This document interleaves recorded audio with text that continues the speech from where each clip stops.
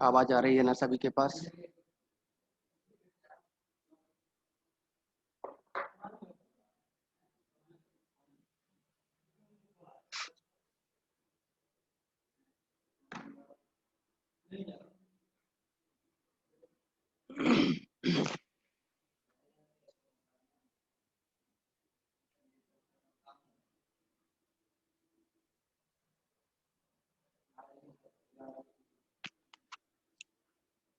देखिए, कल किसी स्टूडेंट ने बोला था क्वेश्चन नंबर 18 के लिए,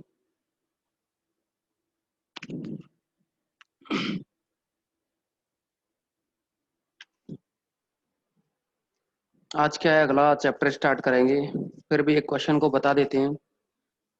आप लोग क्या है, और भी जो क्वेश्चन है उनको धीरे धीरे करते रहोगे। क्वेश्चन नंबर 18 ये का है इसमें, so that del x m -1/2 del square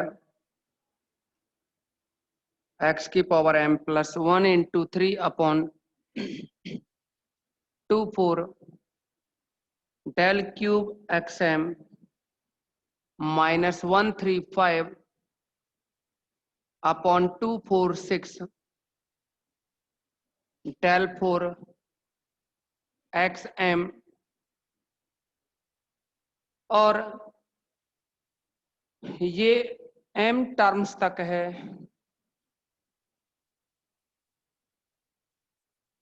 आपको ये प्रूव करवाया x +1/2 की power m minus x -1/2 to the power m।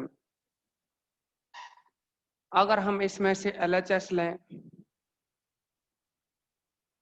Taking LHS, ये बन जाएगा यहाँ del x to the power m -1/2 del square x to the power m +1324 del cube x m -135/246 del 4 x m term है।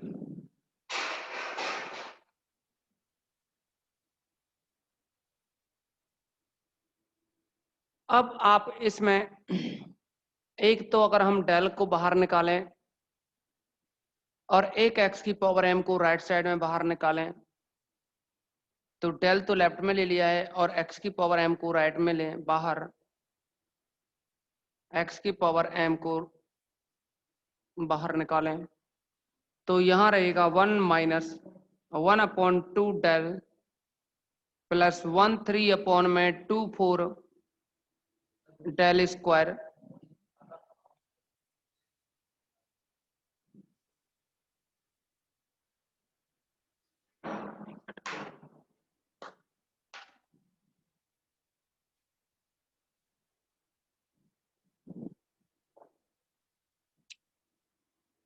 Plus में है, minus में है, फिर ये 135/246 डेल 4। आप देखेंगे कि डेल को आपने इसमें से कॉमन लिया है तो यहाँ डेल क्यूब आएगा। अब जो भी टर्म आपने लिखी है, यह किसका फॉर्मूला है? यह फॉर्मूला बनेगा डेल 1 प्लस डेल की पावर माइनस हाफ, इसका एक्सपेंशन होता है ये। आप इसको चेक कर सकते हैं बाद में, साथ में x की पावर m डेल, और यहां जो 1 प्लस डेल है, 1 प्लस डेल जो है वो होता है इक्वल में e।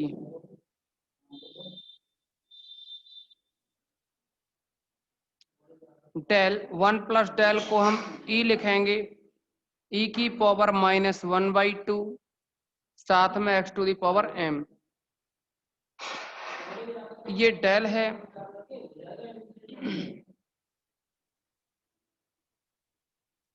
e की पावर पर अगर हम x की पावर m को ऑपरेट करें तो ये बन जाएगा x टू दी पावर, देखो ई एफ ऑफ एक्स होता है, ई पे जो पावर होती है वह एक्स में ऐड हो जाती है, यानी ये बनेगा x minus 1/2 the power m. ये माइनस 1/2 एक्स के साथ जुड़ेगा, लेकिन माइनस है तो माइनस का चिन्ह लग जाएगा। ये आपने फॉर्मूला पढ़ा है ना, e to the power n f of x या e to the power minus n f of x हो तो ये बनता है f of x minus n. इसको हम लिख सकते हैं डेल वाले फॉर्मूले के according, del f of x is equal to f of x plus h minus f of x. इस बेस पे हम तो देखेंगे आप, डेल एफ ऑफ एक्स जो होता है उसमें एक्स की जगह एक्स प्लस एच होता है, लेकिन अगर हम एच इज इक्वल टू 1 लें, एच इज इक्वल टू 1 लें तो ये बनेगा del f of x is equal to f of x plus 1 minus f of x. तो यहां भी जैसा कि हमने बताया, पहले एफ ऑफ एक्स प्लस 1 आएगा, तो इसमें यानी पहले तो एक जोड़ना है, एक्स की जगह एक्स प्लस 1, तो इसको लिखेंगे एक्स प्लस 1 माइनस 1/2, ये है x की जगह x प्लस 1 लिखा है, इस पे पावर m है, फिर माइनस लगा करके फंक्शन को यूं ही लिख देते हैं, यानी x minus 1/2 the power m है, इसको यूं ही लिख दिया जाएगा। अब ये रहा x plus 1/2 the power m, 1 minus 1/2 करेंगे तो 1/2 आएगा ना प्लस में, और minus x minus 1/2 the power m। Screenshot लें इसका।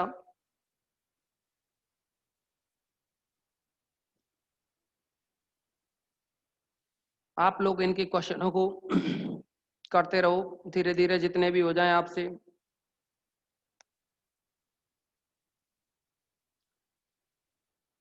अब हम चैप्टर नंबर 2 है उसको स्टार्ट करेंगे।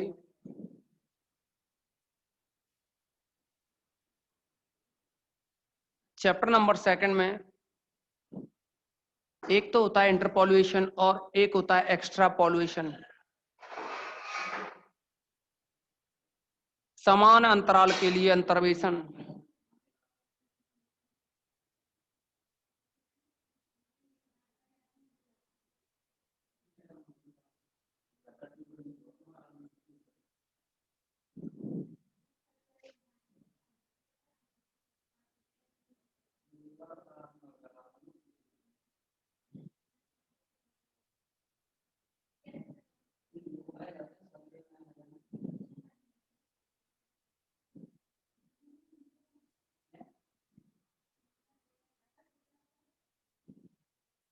इंटरपोल्यूशन फॉर इक्वल इंटरवल्स।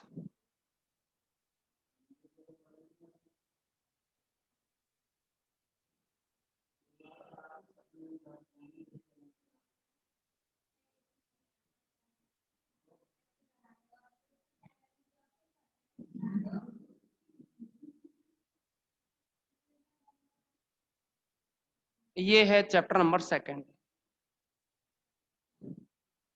तो इंटरपोल्यूशन क्या होता है और एक्स्ट्रापोल्यूशन क्या होता है,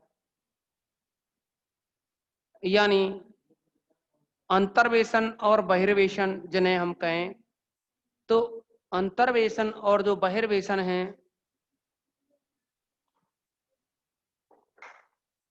मान लीजिए आपके लिए x के corresponding function f of x की वैल्यू दे रखी हो, x की वैल्यू है 5, 10, 15, 20, इनके करस्पॉन्डिंग एफ ऑफ एक्स की वैल्यू दे रखी है 2 है, 5 है, 1 है, 7 है। इस टेबल से ही समझें आप।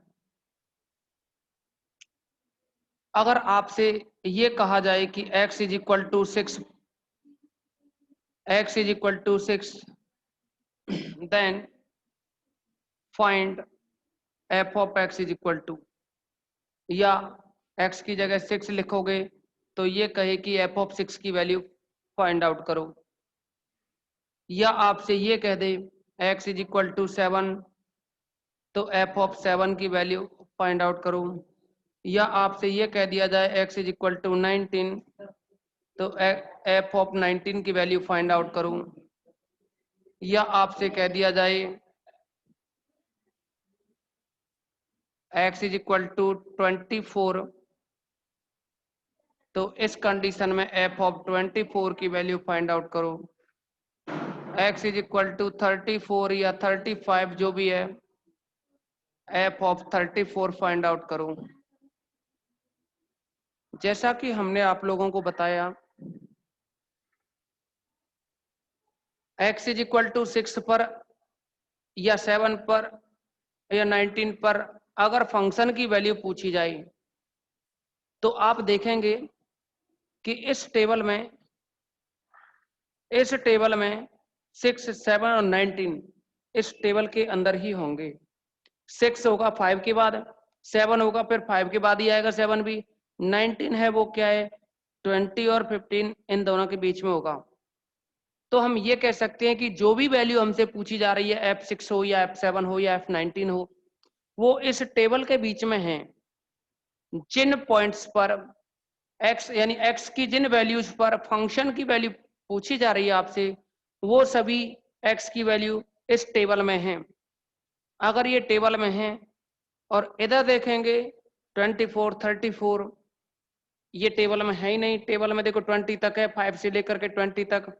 अगर आपसे यहाँ x इज इक्वल टू 1 पर भी बात होती f ऑफ 1 की वैल्यू की, तो देखो ये सभी वैल्यू 6, 7, 19 तो टेबल में ही होंगी कहीं ना कहीं, लेकिन उधर x की वैल्यू 1, 24, 34 तो ये इस टेबल में नहीं है। 1 होगा तो कहाँ है 5 से ऊपर यानी टेबल से बाहर होगा कहीं, और जो 24, 34 है वो क्या है 20 के बाद होंगे यानी वो भी टेबल से बाहर होंगे।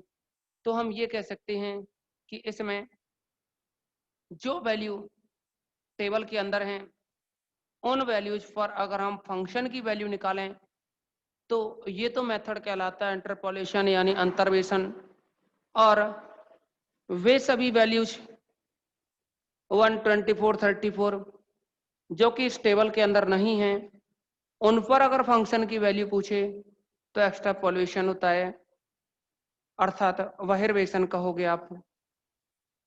तो यहाँ अंतर्वेशन और बहिर्वेशन ये दो स्थितियां हैं।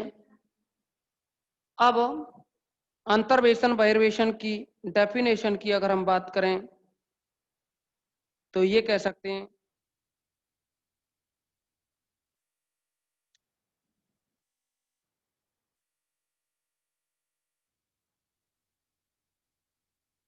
यदि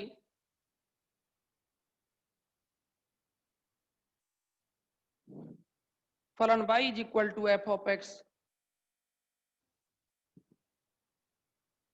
यदि फलन y is equal to f of x के स्वतंत्र चर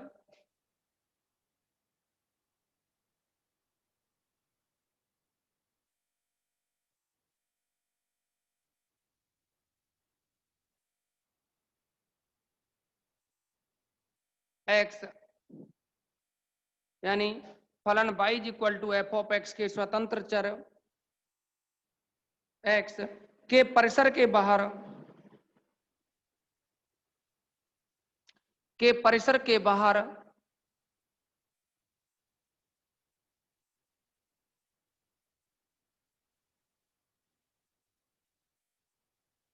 x के किसी मान के संगत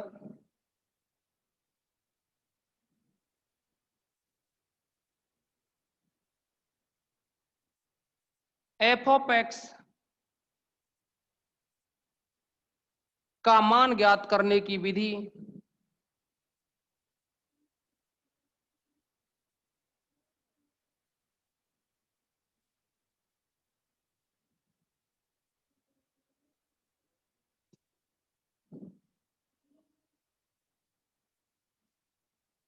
बहिर्वेशन कहलाती है।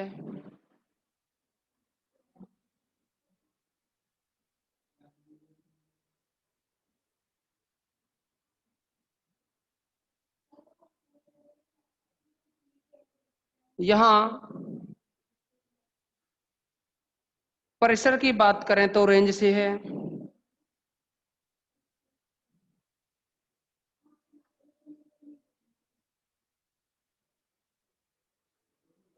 अब देखो इसमें हम अंतर्वेशन की बात करें, ये तो हो गया बहिर्वेशन की कंडीशन।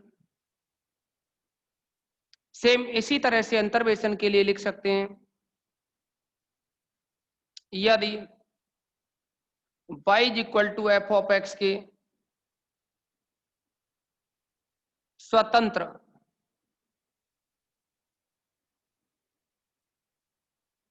इंडिपेंडेंट स्वतंत्र चर x के परिसर के x के किसी मान के संगत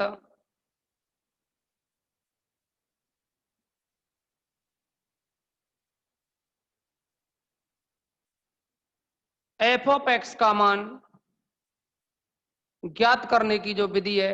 देखो यहां तो क्या है कि परिसर x के किसी मान के संगत, जो यहां परिसर लिया था,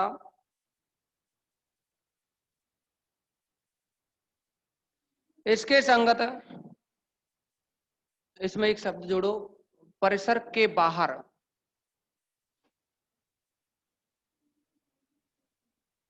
परिसर के बाहर x के किसी मान के संगत।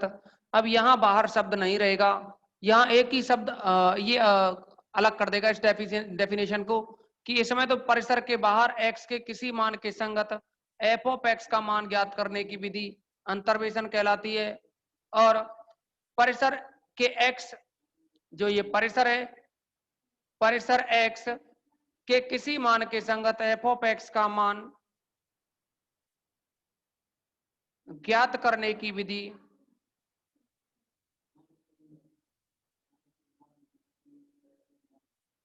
अंतर्वेशन कहलाती है।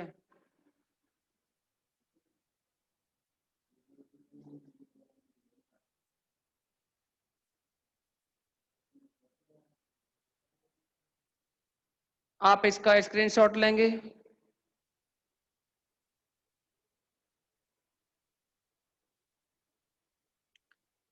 अब देखो यहां अंतर्वेशन की जो विधियां हैं वो तीन हैं। पहली तो है ग्राफिकल मेथड, दूसरी है मेथड ऑफ कर्व फिटिंग, तीसरी है method of use of calculus of finite difference. दोबारा से सुने, पहली तो है ग्राफिकल मेथड, जिसको आप आलेखीय विधि कहोगे, दूसरी है वक्र आसंजन विधि, जिसको आप मेथड ऑफ कर्व फिटिंग, तीसरी है परिमित अंतरकलन के प्रयोग की विधि, जिसको आप method of use of calculus of finite difference के नाम से जानोगे। तो यहां आप लोगों के लिए ये दो विधि नहीं है स्टार्टिंग की, केवल आपको थर्ड नंबर का जो मेथड है उसको काम में लेना है, यानी परिमित अंतरकलन के प्रयोग की विधि, इसको पढ़ोगे यहां।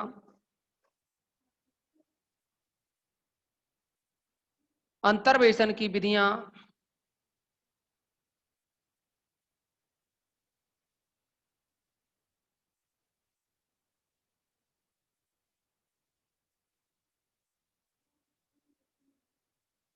यानी method of interpolation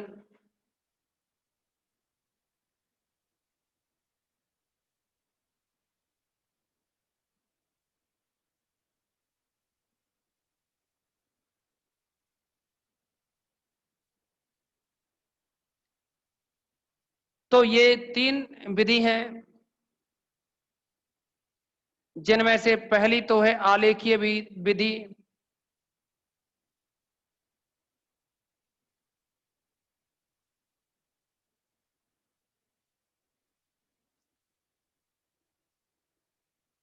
graphical method. दूसरी है वक्र आसंजन विधि।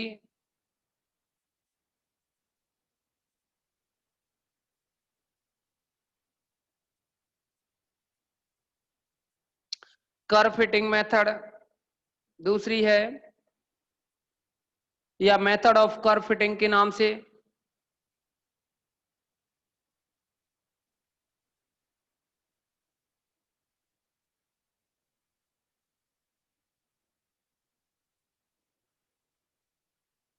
तीसरी जो विधि है वह है परिमित अंतरकलन के प्रयोग की विधि।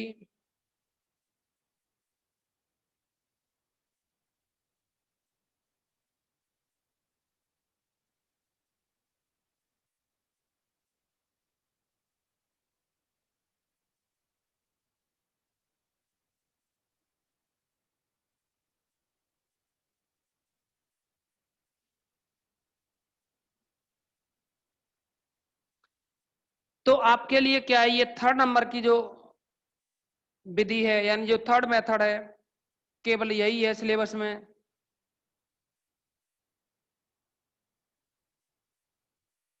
मेथड ऑफ यूज ऑफ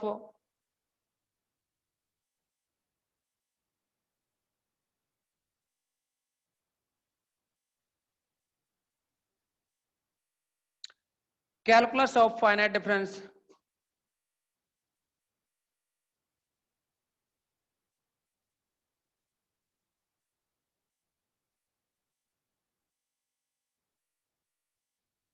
ये तीन मेथड रहेंगे, स्क्रीनशॉट लें आप इसका भी।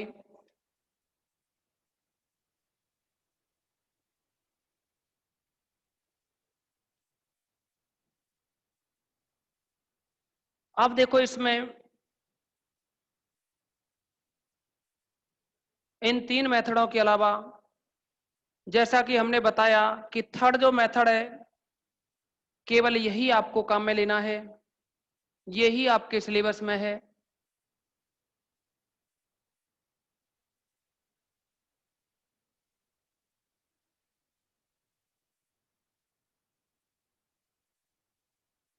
यानी जो डिफरेंस मेथड है केवल वही आपके सिलेबस में है।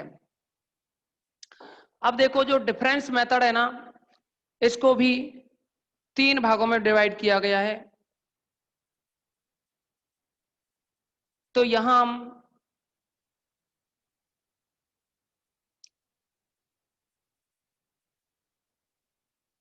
ये कहेंगे कि जो डिफरेंस मेथड है, यानी अंतरकलन की जो विधि है,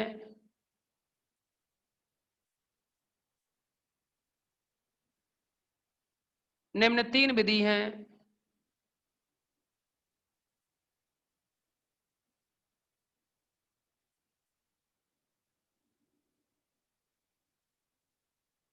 अब इनमें से पहली तो है समान अंतराल की, यानी समान अंतराल के लिए अंतर्वेशन विधि।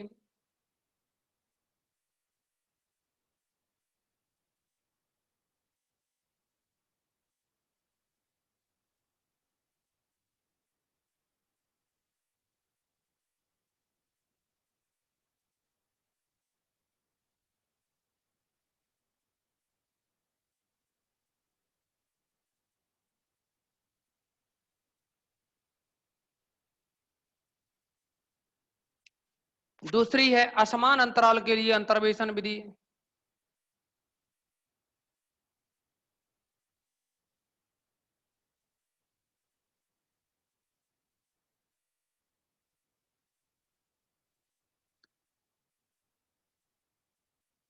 अभी देखिए, अगर इस मीटिंग में कोई भी नया स्टूडेंट है तो ऐसा नहीं है पहला चैप्टर हो गया है तो उससे कोई दिक्कत आए, सबकी समझ में आ जाएगा।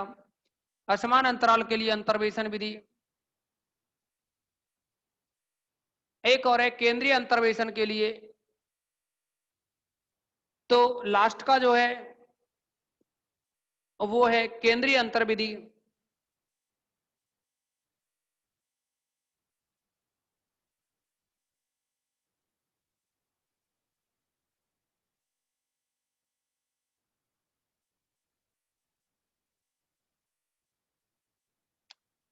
तो इसमें पहले को method for interpolation with equal intervals,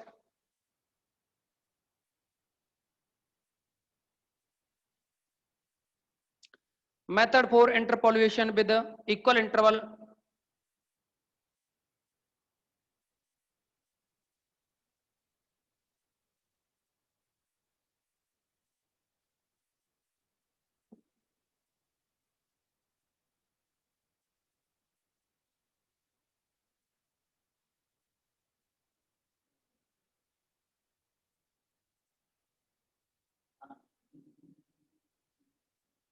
दूसरा है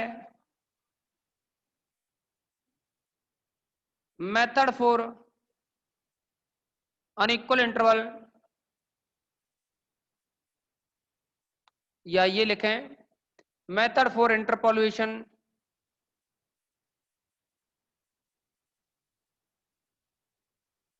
with unequal interval.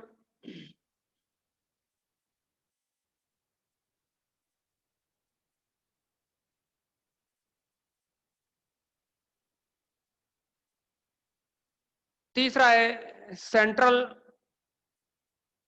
Difference method.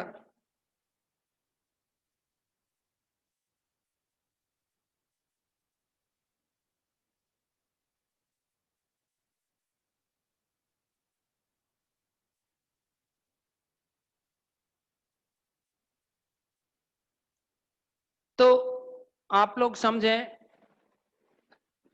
जो पूरी बुक है इसमें चैप्टर 1, 2, 3, 4, 5, 6, 7, 8, 9, 10, यानी ये 10 चैप्टर इसमें। फिफ्थ नंबर का जो चैप्टर है वो सिलेबस में नहीं है, तो फर्स्ट जो चैप्टर है वो आपको करा दिया है। सेकंड नंबर के चैप्टर में हम ये मेथड पढ़ेंगे, समान अंतराल के लिए अंतर्वेशन विधि, यानी method for interpolation with equal interval. इस सेकंड चैप्टर में, सेकंड चैप्टर में दो एक्सरसाइज है आपकी ए और बी। ए एक्सरसाइज में तो हम पढ़ेंगे न्यूटन ग्रेगोरी अग्र अंतर्वेशन सूत्र, यानी न्यूटन ग्रेगोरी फॉरवर्ड फॉर्मूला, और एक और है न्यूटन ग्रेगोरी बैकवर्ड फॉर्मूला। तो ये दो ही मेथड हम काम में लेंगे। हाँ, हम क्या काम में लेंगे, हैं ही इस चैप्टर सेकंड में दो ही मेथड, ए और बी एक्सरसाइज में। इसके बाद देखिए थर्ड जो चैप्टर है इसमें आप पढ़ोगे अनइक्वल इंटरवल के लिए इंटरपोलेशन मेथड। तो ये जो है मेथड वो आप थर्ड चैप्टर में पढ़ोगे। सेंट्रल के लिए है, ये केंद्रीय अंतर के लिए फोर्थ चैप्टर होगा। जैसे ही आप इन तीनों को पढ़ लोगे तो फिर आप सिक्स चैप्टर पे पहुंचोगे। फिफ्थ चैप्टर आपके सिलेबस में नहीं है। तो इस सिक्स चैप्टर में क्या है कि आप जो डेरिवेटिव निकालते हो ना, डिफरेंशियल जो करते हो, उसके बारे में पढ़ोगे सिक्स चैप्टर में, डिफरेंशिएशन। और इसके बाद में सिक्स चैप्टर में डिफरेंशिएशन पढ़ने के बाद में सेवंथ जो चैप्टर है इसमें इंटीग्रेशन पढ़ेंगे। डिफरेंशियल और इंटीग्रेशन पढ़ने के बाद में अब ये आएंगे एट्थ चैप्टर, नाइन्थ चैप्टर और 10th चैप्टर। तो देखिए, आप 10th क्लास में क्वाड्रेटिक इक्वेशन को तो सॉल्व करना पढ़ चुके थे, यानी आप लोगों के लिए x square minus 2x plus 5 equal to 0 इस टाइप की कोई भी इक्वेशन हो तो आप कर चुके थे उसको। अब हम क्या है, यहाँ हायर ऑर्डर की जो इक्वेशन होगी उसको सॉल्व करना सीखेंगे इस 8th चैप्टर में। तो आप लोग थोड़ा सा वेट करें, अभी आपको रिज्वाइन करना है।